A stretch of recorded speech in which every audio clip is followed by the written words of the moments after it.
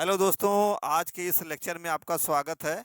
जैसा कि मैं आपको इंडस वैली सिविलाइजेशन के महत्वपूर्ण स्थल के बारे में बता रहा था, और महत्वपूर्ण स्थल के बारे में मैंने पिछले लेक्चर में हड़प्पा, मोहनजोदड़ो, लोथल, चनहुदड़ो, चार मैंने बता दिया है, चार के बारे में।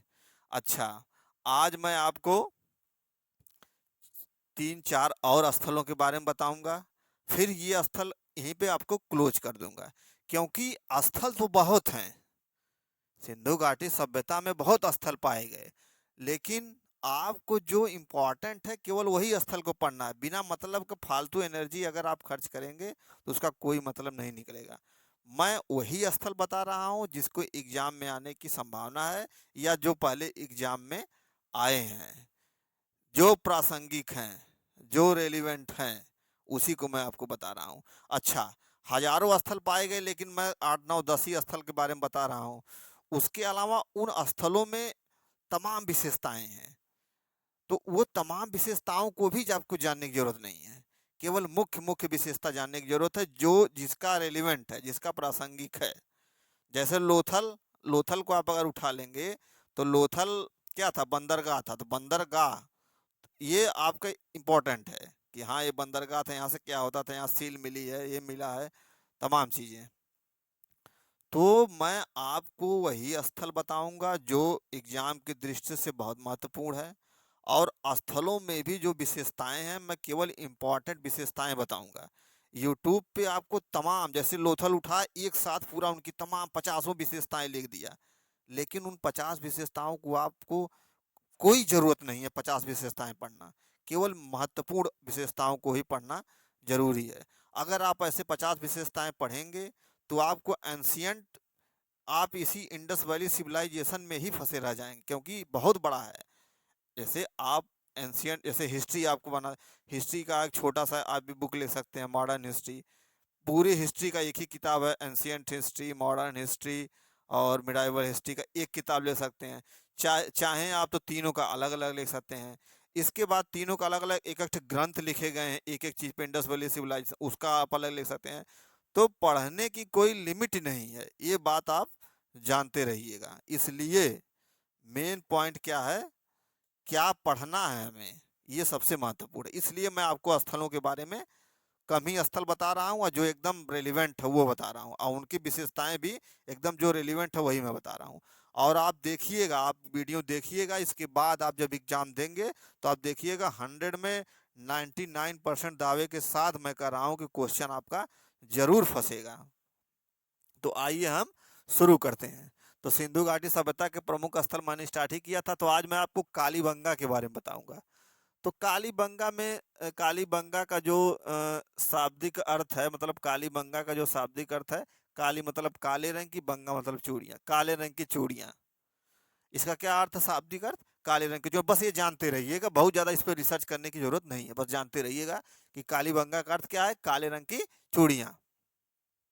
इसके बाद कालीबंगा से जुते हुए खेत के साक्ष्य मिले। अच्छा, ये चीज़ आपको थोड़ा सा रहेगी कि खेत जूता आज से 4000 साल पहले, 2000 4000 साल पहले, और उसके साक्ष्य आज तक, खेत जूता का जूता वैसे आज तक पड़ा रहा है।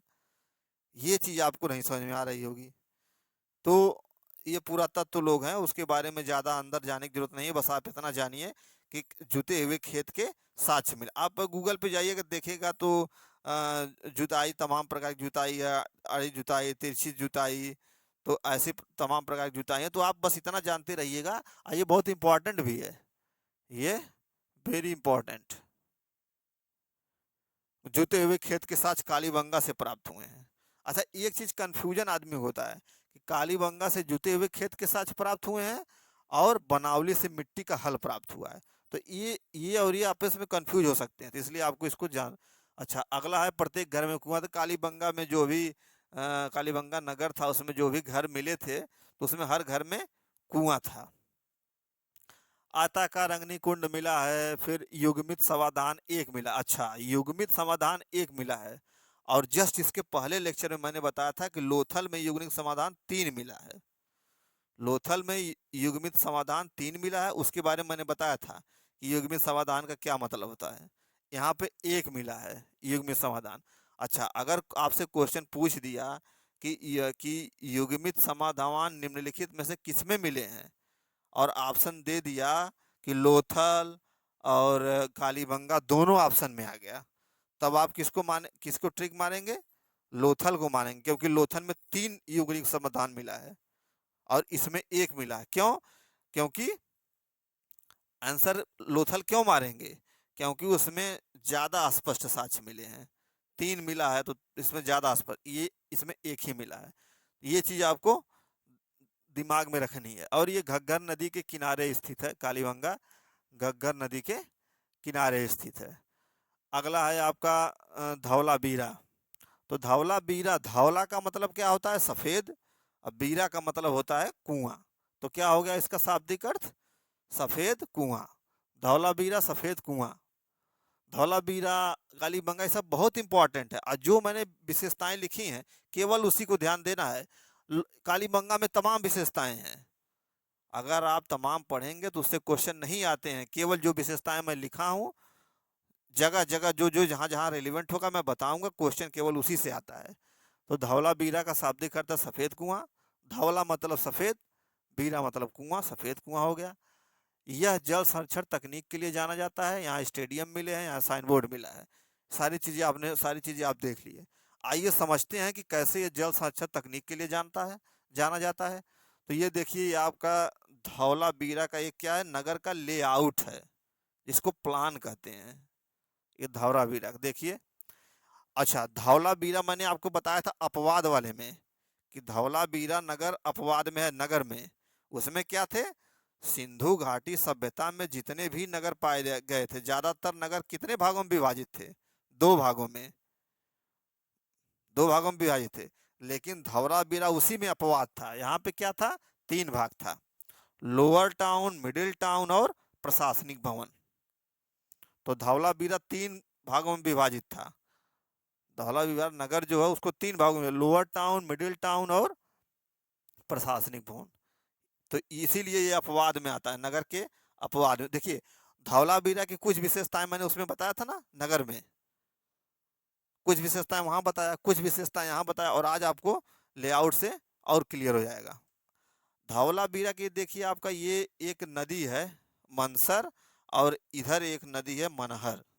मनसर और मनहर। अब आप एक चीज सोचिए कि धौला बीरा जो नगर था उसके दोनों तरफ नदी थी, अब बीच में धौला बीरा था। तो अच्छा, ये नदी ऐसा नहीं है कि इसको बनाया गया था, मैन मेड था, ये दोनों नदी मैन मेड थी। तो आप सोचिए कि उस समय की सिविल इंजीनियरिंग कितनी कितनी कितनी तकनीक में विकसित हुआ होगा सिविल इंजीनियरिंग। इस मनसर और मनहर नदी में डैम बनाए गए थे। डैम क्यों बनाए गए थे? जल को इकट्ठा करने के लिए। जल को इकट्ठा क्यों किया जाता था? उसे सिंचाई की जाती थी। यहाँ मैंने लिखा है सिंचाई एवं हार्टिकल्चर, उसके सिंचाई की जाती थी, और पीने के लिए, तमाम चीज़ों के लिए, इसलिए डैम बनाया गया। अच्छा, यहाँ जो डैम बनाए गए थे उसमें इतना स्थान था कि लगभग साल से 2 साल तक लगातार, अब अगर बारिश ना हो तो आराम से सिंचाई और तमाम चीज़ों के लिए आप उपयोग कर सकते थे। ये स्थिति थी। इतना इतना ये सिविल इंजीनियरिंग इसकी डेवलपमेंट था। तो मनहर और मनसर 2 नदियों के बीच में स्थित है, 3 भागों में विभाजित है, प्रशासनिक, मिडिल टाउन, लोअर टाउन। और मनहर में भी डैम बने थे, मनसर में भी डैम बने थे। अच्छा, यहाँ बीच में एक आगन था। इसके बाद ये स्टेप स्टेप टाइप है, ये step type boundary wall type है। और इसमें एक चीज़ और देखिए कि ये आपको क्या है? ये स्टेडियम है, स्मॉल स्टेडियम। आज के नगर में आप देखेंगे, भारत के अगर आज के नगर में देखेंगे तो बहुत कम ही नगर में जो है स्टेडियम है। आज भी सभी नगरों में स्टेडियम नहीं मिलेंगे, लेकिन हड़प्पा सभ्यता की उस धौलावीरा नगर में सोचिए, उस समय स्टेडियम और ये डैम बना के खेतों की सिंचाई की जा रही, हार्टिकल्चर किया जा रहा है, 3 टाउन, इसके बाद आंगन था। इतना सिविल इंजीनियरिंग डेवलपमेंट था। तो क्या था यहाँ पे? स्मॉल स्टेडियम पाए गए। अच्छा, इसके साक्ष्य पाए गए हैं, स्मॉल स्टेडियम के साक्ष्य पाए गए हैं। तो ये आपका क्या हो गया? ये आपका हो गया धौला बीरा। अच्छा, धौला बीरा जो है, इसका मैंने कुछ विशेषताएं नगर में बता बता चुके हैं। अच्छा, यहाँ से साइन बोर्ड मिला है। साइन बोर्ड मतलब जो हड़प्पा लिपि है, तो एक साइन बोर्ड था, उस पे हड़प्पा लिपि से बड़े बड़े अक्षरों में कुछ लिखा गया था, बड़े बड़े अक्षरों में। तो वो साइन बोर्ड टाइप था, लकड़ी का था। तो उस पे क्या बड़े बड़े अक्षरों में लिपि, हड़प्पा लिपि में लिखा गया था कुछ बड़े बड़े में। ये नॉर्थ है, साउथ है, ये स्थिति इसी है। मिडिल टाउन, लोअर टाउन, आंगन था, मनहर मनसर नदी के बीच में था, डैम बने थे, डैम से सिंचाई होती थी। इसके बाद स्टेडियम पाया गया। देखिए कितना डेवलपमेंट है, कितनी हाई टेक्नोलॉजी रही होगी सिविल इंजीनियरिंग की। तो ये हो गया आपका धौलावीरा। अब आइए 7 नंबर। अच्छा, धौलावीरा ये स्थित कहाँ है? धौलावीरा कहाँ है? वीडियो पॉज करके एक बार सोचिएगा, धौलावीरा है कहाँ।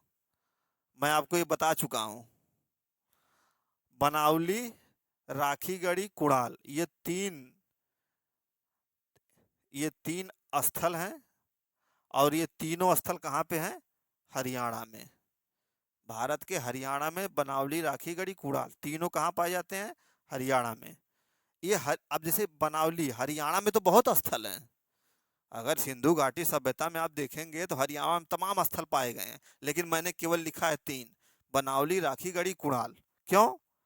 क्योंकि यही इम्पोर्टेंट है, सबसे महत्वपूर्ण। इसके आने की संभावना 99% है किसी भी एग्जाम में। तो आपको, अच्छा, अब इसमें जैसे बनावली में मिट्टी का हल मिला है, तो बनावली में बहुत कुछ मिला है, बहुत विशेषताएं हैं। मैंने केवल मिट्टी का हल ही लिखा है। क्यों? क्योंकि वही मैं आपको बताया ना कि सूचनाओं की कमी नहीं है।